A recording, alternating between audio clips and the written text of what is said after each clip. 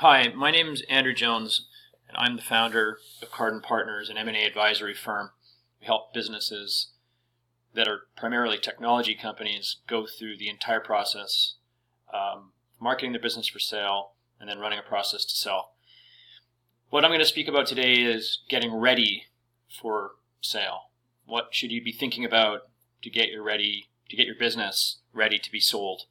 And the first and most obvious question I think that needs to be covered in that context is who might buy your business?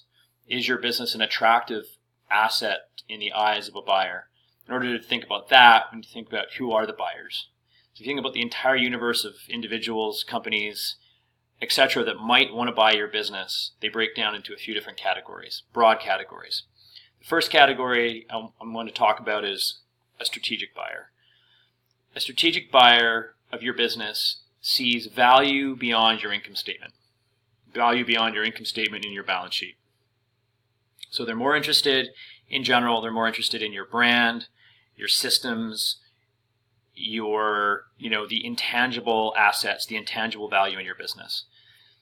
Strategic buyers are the best buyers for your business because they will be able to justify paying more for your business before you've grown it, before you've grown your income and your profitability beyond a certain point.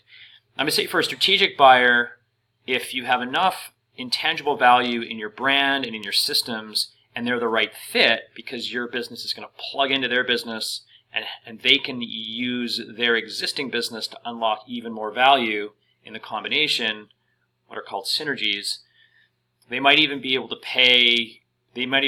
facilitate an exit for you as a revenue number as low as $1 or $2 million. But the key thing about a strategic is they will come to you.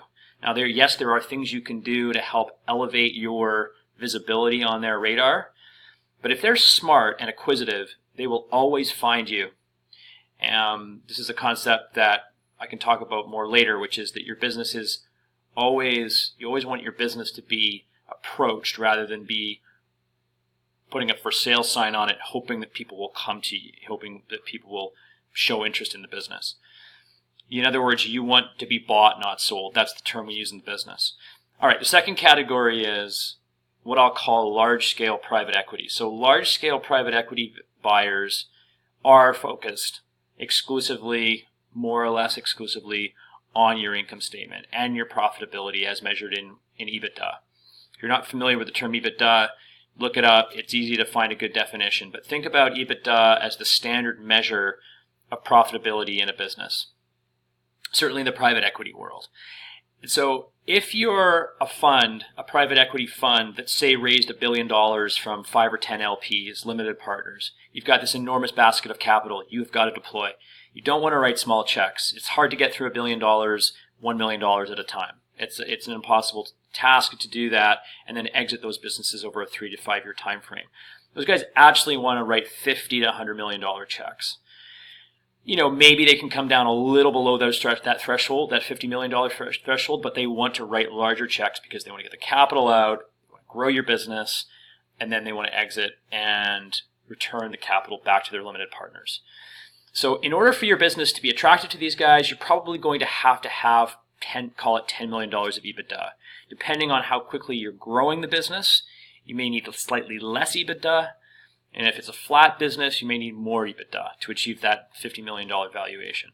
I'm not going to get into valuation a lot in this presentation. In fact, I'm not going to really talk about valuation. It's a separate topic.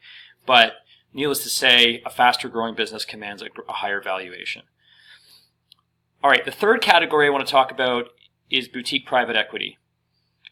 Boutique private equity firms are smaller by definition. They may have an indefinite fund lifetime, which means they don't have an obligation to sell your business on to the next buyer and create a liquidity event, which means they can be great partners. In some cases, they can come down much, much lower in the EBITDA threshold because they are just really focused on your cash flow. Now, you still want to have a business that's big enough to be interesting because if you're below a certain threshold, you're just not big enough, period. I would say for boutique private equity, and I would put into this category a number of family office players. The term family office, again, look it up if you're interested to know what exactly I'm defining as family office. family offices, various funds that may be 2 or 3 high net worth individuals that have banded their capital together.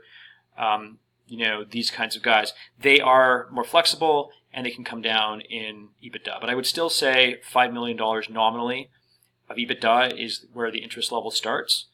Could it go a little lower? Yes, maybe as low as 2 in very specialized circumstances. But they would have to have an existing business that they were going to add you to in case you expect to be able to sell a $2 million EBITDA business.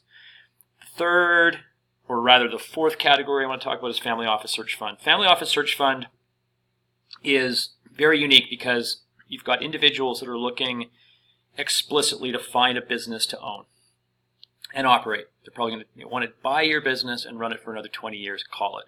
These are groups, these are single individuals, sometimes pairs, but typically single individuals. And they have sponsors pre-set up. So they've got a family office behind them, or they've got they've got another private equity firm behind them. But they come to you and they say, I want to own your business. I want to investigate the possibility of owning your business. The great thing about these search fund groups is they can reach down to, say, $500,000 of EBITDA. They're looking for a business that it kicks off enough cash flow they can pay themselves and, say, maybe one other person. So $500K is more than enough for these guys, for some of these guys, in order for it to be attractive to them to consider buying your business. Final category is a management buyout. So if you have a business that has strong buy-in from your senior leadership team, you can find a private equity partner that's willing to come in and help with this. You can actually make your management team large owners of your business on a go-forward basis. You could call this a variant of private equity buying your business, but really, when you're doing it with the intention of selling to your management team, it's a slightly different process. You're going to be grooming them. They probably already own a significant chunk of the business before you go into this process, so you're kind of setting them up as owners a priori. All right, so let's say you fit into one of these categories. That's good. It's good to know that you have a saleable business. Let's get into what you need to do. Let's talk about what you need to be ready to sell. I'm going to start with what I consider the backbone from an administrative point of view of what it takes to sell a business, and I'll call it the virtual or always-on, continuously available data room. Think of it like the master electronic filing cabinet for your business. It's got everything in it, from your constating documents to your board minutes, all of your contracts, including internal customer, internal employee contracts and employment contracts, as well as external customer contracts. It's got your audited or notice or NTR financials. It's got all of the documents, essentially every important document that describes your business. Anything that you would want to hold on to is appropriately filed, and it's filed in the same order that we know private equity will be interested to look at those materials. When you start a sale process, you're going to be asked for a list of all of the materials that are in your data room, and you're going to be responsible for providing them. If you have the data room built, it's going to save you at least 2 to 3 weeks when you're first asked to provide that to the buyer, to this prospective buyer. There are other benefits to a virtual data room as well. You're going to save the 2 to 3 weeks. You're going to also make sure, this also ensures you never lose anything important to the business. And it's something that you instill as a cultural base in your business. Everybody knows it exists. Everybody knows the kind of documents that need to go in it. And, it's critical under circumstances like, for example, if you're preparing for litigation or litigation defense. It has all of these other benefits to you as a business, regardless of whether you're actually going to sell the business or not. Every business should have one of these. And frankly, in my experience, very few small businesses do this well.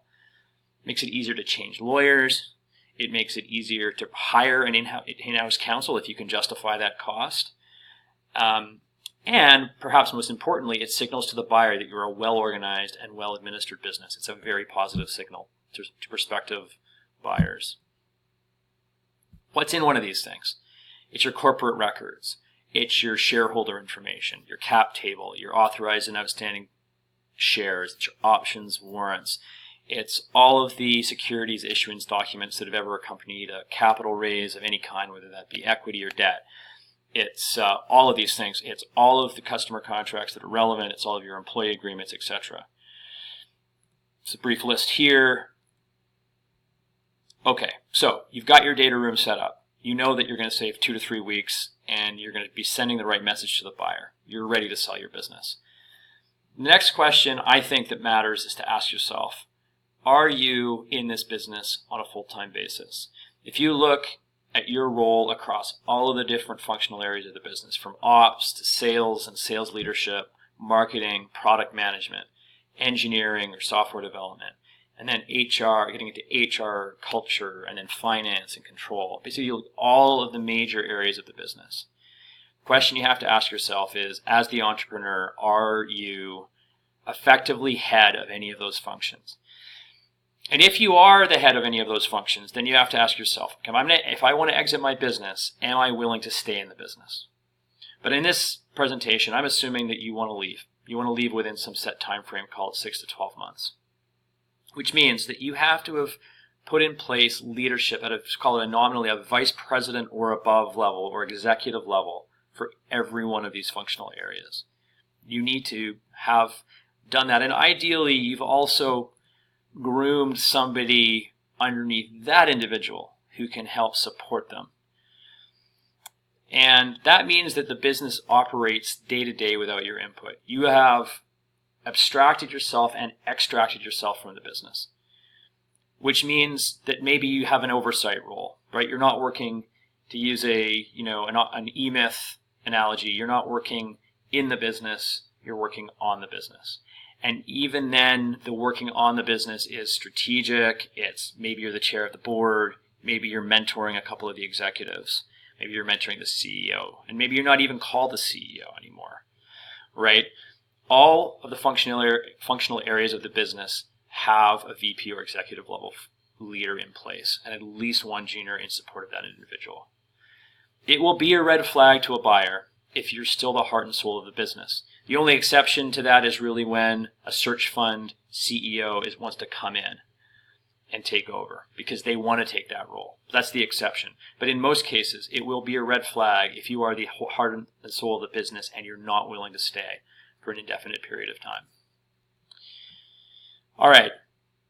So then the question becomes, how long are you willing to stay? Let's assume that you have extracted yourself from the business. You're no longer day-to-day in the business. So if you're willing to stay indefinitely, okay, maybe then you can stay.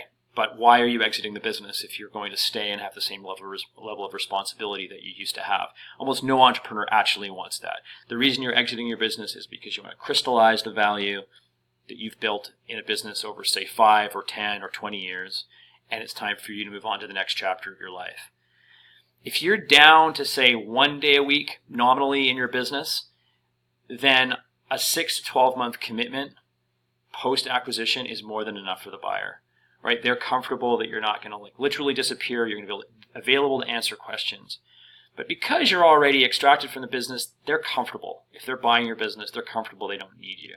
But they do want to have access to you. So they'll pay you on a management contract for, say, 6 to 12 months.